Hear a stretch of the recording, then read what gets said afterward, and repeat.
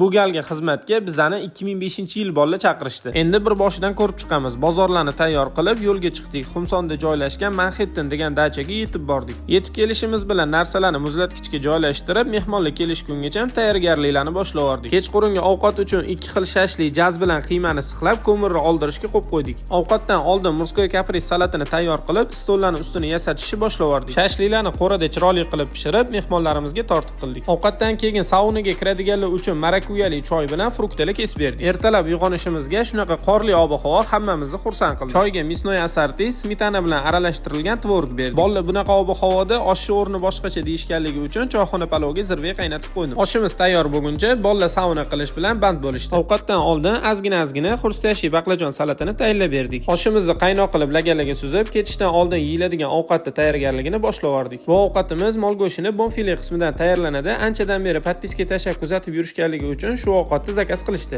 Agar sizga ham xizmatimiz ma'qul kelgan bo'lsa, описаниедagi nomer orqali narxlari bilan tanishsangiz bo'ladi.